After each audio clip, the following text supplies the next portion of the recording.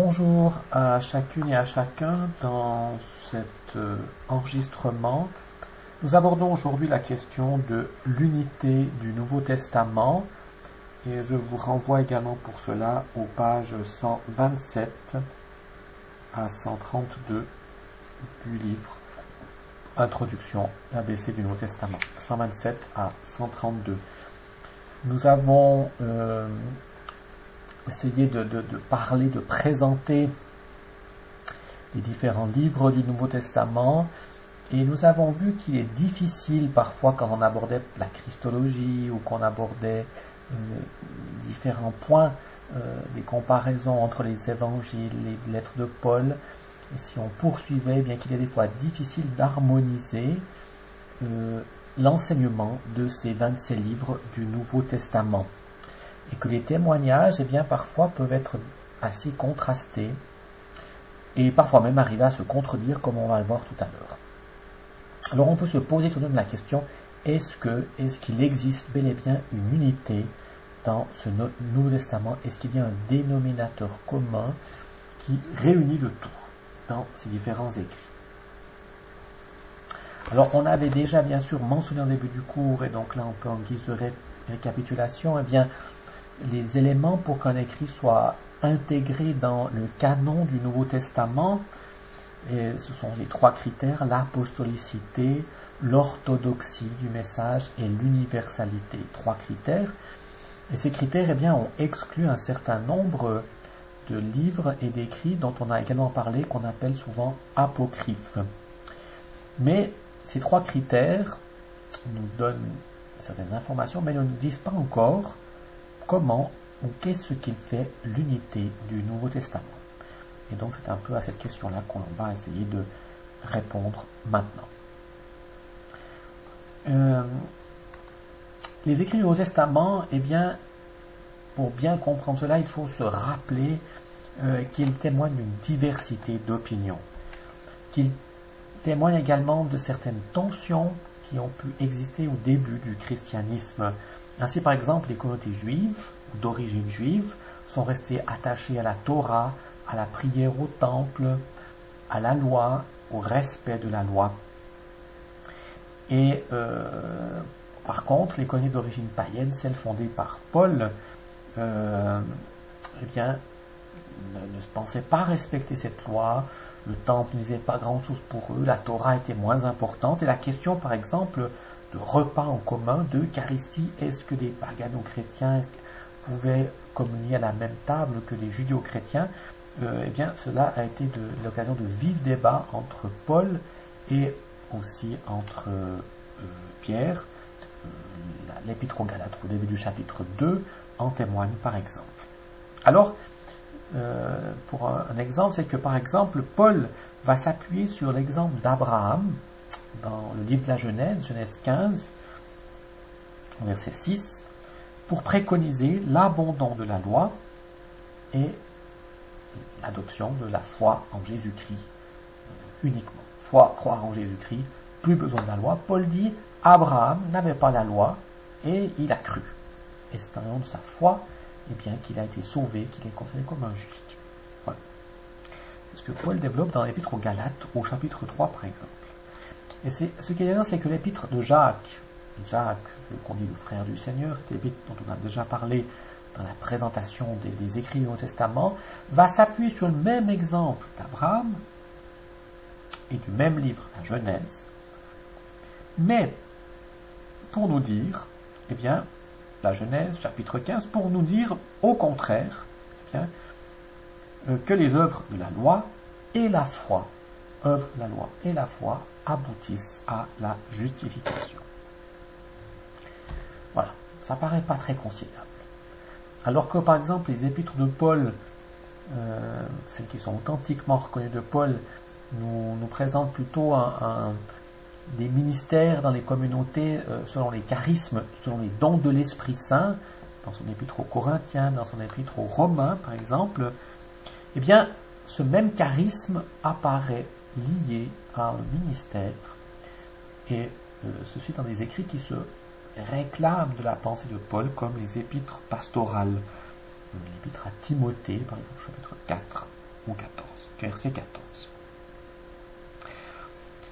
Si la parousie, autre exemple, est envisagée comme imminente, devant arriver imminemment dans les écrits de Paul, première aux Thessaloniciens par exemple, ou également dans les évangiles, comme l'évangile de Marc au chapitre 9, Christ doit revenir très vite, eh bien il semble à être repoussé à plus tard, et que ceux qui l'attendent pour tout de suite seraient dans l'erreur si on en lit la deuxième épître aux Thessaloniciens, qui semblerait être aussi de Paul.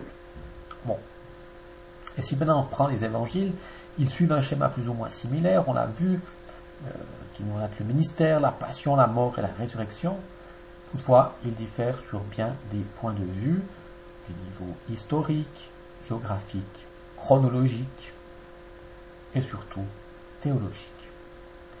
Alors ce bref survol nous amène à la conclusion, eh bien que les écrits du Nouveau Testament ne peuvent pas être considérés d'un regard uniforme, englobant. Ils ne nous parlent pas d'une seule et même voix, en tout cas pas dans tous leurs détails. C'est un constat. De là à en conclure qu'il n'y a pas d'unité dans le Nouveau Testament, c'est un pas que nous ne ferons pas pour le moment du moins, et nous allons essayer de poursuivre encore notre analyse. Alors, pour répondre à cet apparent manque d'unité dans le Nouveau Testament, certains ont tenté de définir un canon au sein du canon. Je vais m'expliquer un petit peu le canon au sein du canon. Eh bien, ce serait l'idée que certains écrits formeraient le noyau dur, le plus important du Nouveau Testament, et que ce serait eux qui seraient une unité qu'il faudrait prendre en considération, qui seraient les écrits les plus importants, alors que d'autres eh bien, seraient moins importants. Donc au sein du canon, on ferait un canon une priorité. Un principe qui est d'ailleurs adopté par l'Ancien Testament, puisque par exemple le centre noyau, ce sont les livres dits de Moïse, les 5 premiers livres qu'on appelle la Torah. 5 premiers livres du Testament, Genèse, Exode, Lévitique, Nombre et Deutéronome. Et ça c'est plus important pour les Juifs que les autres. Les livres historiques, ça bien sûr, sont tout à fait au même niveau. Alors Luther a repris cette idée, Martin Luther, le réformateur, et il déclarait de même la véritable pierre de touche permettant de critiquer tous les livres, c'est de savoir s'ils prêchent le Christ ou non. Ce qui n'enseigne pas le Christ n'est pas apostolique, même si c'est Pierre ou Paul qui l'enseigne. Inversement, ce qui prêche le Christ est apostolique, quand bien même ce serait Judas, Anne, Pilate ou Hérode qui l'enseigneraient. Donc ce qui prêche le Christ pour Luther était décisif. Et Luther va poursuivre sa réflexion et il va parvenir à la conclusion que les principes de la sola gratia et de la sola fide, sola gratia et sola fide, sont déterminants.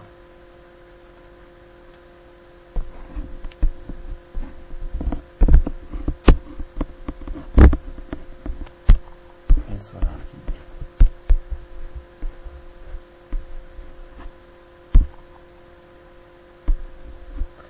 Sola gratia, sola fide, pour Luther, sont déterminants. La seule grâce, la foi seule, constituerait le cœur de la prédication chrétienne, le noyau du Testament.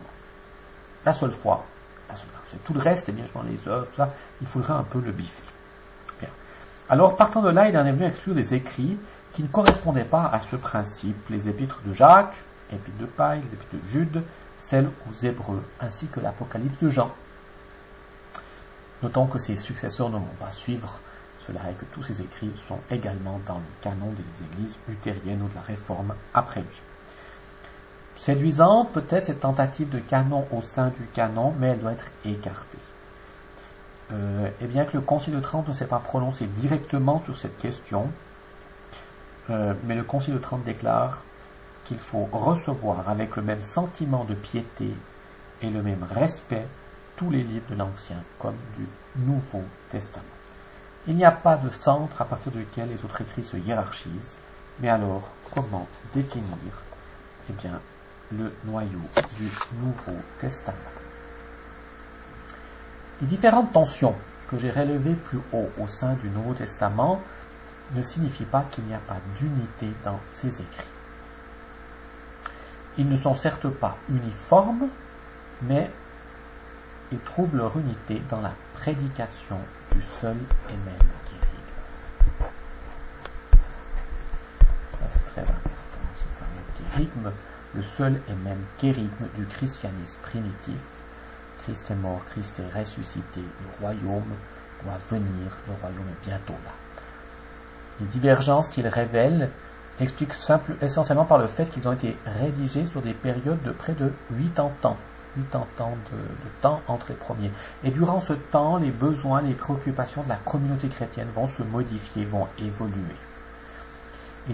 Ces écrits n'ont pas été rédigés pour l'Église universelle, pour tout le monde comme on les emploie maintenant, mais pour des communautés particulières à des époques différentes. Pour chacune de ces communautés, le kérygme, la proclamation de la foi, a été interprété. Et donc on le traduit déjà dans un langage nécessaire pour ceux à qui ces livres sont destinés.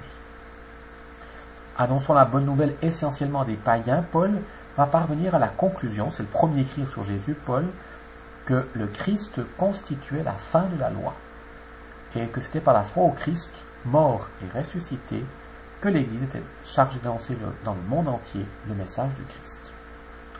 Voilà. La foi au Christ ressuscité, c'est ça l'essentiel. Ce faisant, les évangiles synoptiques vont reprendre cet héritage, l'assumer, ils vont un peu après, mais ils vont en parvenir à la conclusion que l'Église était chargée d'annoncer dans le monde entier le message du Christ. Dans le monde entier. Et ils soulignèrent que la prédication du kérygme, Christ mort et ressuscité, est intrinsèquement liée à la vie et au ministère de Jésus de Nazareth. Il nous parle de sa vie, de son ministère. Assumant à son tour cet héritage, la tradition johannique fait toutefois rejaillir la gloire du Christ ressuscité sur l'ensemble de son activité terrestre. La gloire de la résurrection du début à la fin. Dans chacune des paroles de Jésus, dans chacun des actes de Jésus, la gloire du Christ ressuscité brille déjà chez Jésus. Et dans les écrits du Nouveau Testament composés au tournant du 1er siècle, l'on chercha avant tout à organiser la vie des communautés nées de la prédication apostolique, les structures de l'organisation. La doctrine apostolique devient une norme pour la vie des communautés et la vie quotidienne des chrétiens va être réglementée de manière claire et précise. Il y a une évolution sur ces 50-60 ans. À mesure que le temps passe, on ne pouvait plus simplement répéter ce kérygme, la prédication de Jésus de manière brute, mais il fallait l'approfondir, l'exprimer, la traduire dans la pratique, afin de répondre aux questions soulevées par les différentes communautés chrétiennes. Le kérygme primitif dut ainsi être interprété pour pouvoir être appliqué à la vie concrète des croyants. L'unité du Nouveau Testament a donc son fondement dans l'unique et seul kérygme qui a été interprété dans la prédication de la première chrétienté et adapté aux besoins des communautés chrétiennes. Voilà, je vous souhaite une bonne fin de journée. Dans le mail que je vous donne, je vais vous expliquer également comment nous allons procéder pour les examens. Je vais vous faire une proposition concrète. Et j'espère que je vais pouvoir arrêter cette vidéo parce que je ne retrouve plus le petit bouton là. Est-ce qu'il est là? Voilà, bon, tout bon.